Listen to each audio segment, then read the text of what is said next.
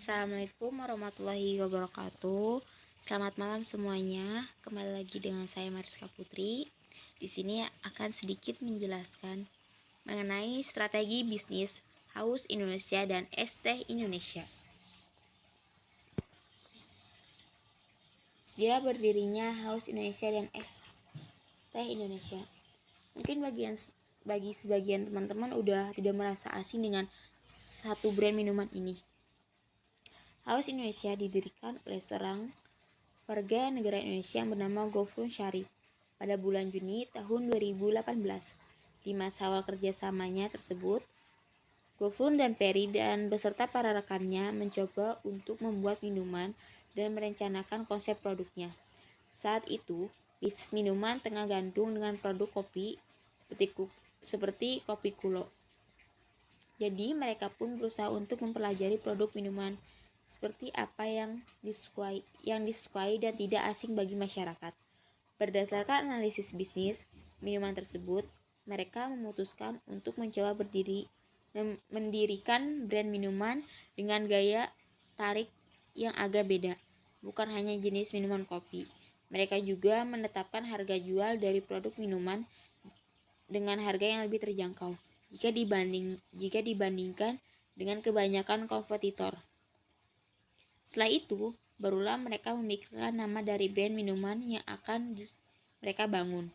Disinilah nama Haus terbentuk dengan latar belakang yang menggambarkan spesifik mengenai jenis minuman. Selain itu, nama tersebut juga dianggap sederhana dan mudah untuk diingat para pelanggannya. Haus Indonesia pertama kali membuka gerainya di Binus di masa menjelang Lebaran tiba. Kala pertama kali penjualan tersebut, gerai tersebut berhasil menjual hingga 150 gelas per hari. Setelah itu, penjualan terus meningkat dan mulai luas dikenal oleh masyarakat. Es Teh Indonesia. Es Teh Indonesia awalnya didirikan oleh seorang wirausaha, Haidar Wurjanto.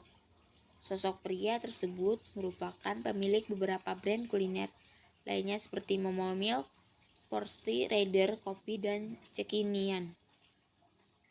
Awal mula Es Teh Indonesia terbilang sederhana, sebab kala itu Haidar hanya membuka sebuah gerai minuman es teh kecil di Kemang Village.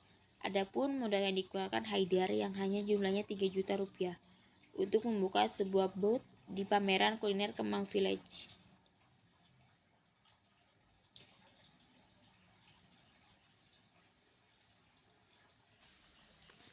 Perkembangan outlet pada brand Haus Indonesia terbukti setelah pertama kali mengoperasikan gerainya di kampus Binus. Haus Indonesia berkembang dengan pesat, terus membuka outlet baru di lokasi yang baru pula. Hingga pertengahan tahun 2019, Haus Indonesia telah memiliki 63 gerai yang laris manis digandrungi penikmat setianya. Tidak hanya itu, Haus Indonesia juga melaporkan bahwa penjualan yang terjadi di seluruh outletnya dimilikinya mencapai 35.000 cup setiap harinya. Jumlah tersebut tentu sangat menakjubkan untuk dilakukan oleh sebuah brand minuman kekinian yang masih belum lama berjalan ini. Untuk biaya wiralaba sendiri, Haus Indonesia pada awal hanya membebankan biaya investasi sejumlah 120 juta rupiah. Namun, seiring dengan semakin berkembangnya brand tersebut, maka banyak gerai yang dibuka. Haus Indonesia menaikkan biaya investasinya menjadi 200 juta rupiah. Tidak hanya Haus Indonesia yang memiliki peningkatan yang sangat besar, Es Teh Indonesia juga tidak mau ketinggalan. Lambat laun, Es Teh Indonesia menjadi gurita bisnis dengan mencapai 20 cabang pada tahun 2020 silam. Dilansir dari halaman resmi Es Teh Indonesia, kini wiralaba minuman tersebut mencapai 700 lebih outlet di seantero Indonesia. Kesuksesan Es Teh Indonesia akhirnya menggait atensi dari sosok artis dan publik figur, yaitu Nagita Slavina.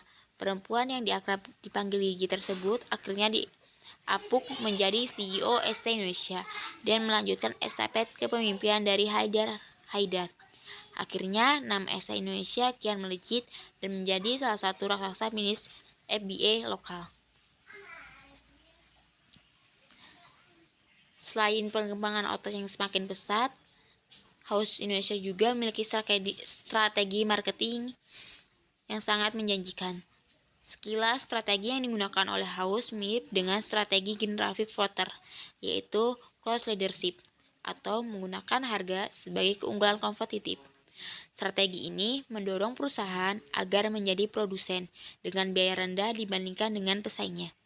Biaya terendah biasanya dicapai antara lain dengan produk skala besar yang memungkinkan perusahaan mencapai skala ekonomis. Supplier bahan baku dengan harga terendah dan biaya tenaga kerja serendah mungkin. Namun hal ini tentu saja akan mengorbankan kualitas produk dan tidak sesuai dengan tema yang diusung oleh mereka. Tidak hanya House yang memiliki strategi marketing, tentunya ST juga memiliki strategi marketing. ST menggunakan marketing kontak. Ini merupakan gebrakan dari PT ST Indonesia Makmur, yang merupakan perusahaan food and P&B yang memiliki produk utama teh. Ia menjelaskan, pada tahun 2022, ST Indonesia juga memiliki target dan setiap menciptakan 1.000 calon pengusaha baru. Dari sana akan terciptanya lapangan pekerjaan yang luas, sehingga dapat membantu pemerintah Indonesia menyerapkan lapangan pekerjaan, baik dari hulu hingga hilir, baik dari Sabang sampai Merauke. Kesimpulannya, ST Indonesia dan House Indonesia memiliki strategi marketing masing-masing untuk memasarkan produk mereka dan keunggulan produk mereka. Meskipun strategi mereka berbeda, tapi keduanya mempunyai tujuan yang sama, yaitu mengunggulkan dan memasarkan produk mereka sehingga kancah go internasional. Mungkin hanya itu yang bisa dapat saya sampaikan. Selamat bertemu di semester berikutnya. Sekian, terima kasih. Wassalamualaikum warahmatullahi wabarakatuh.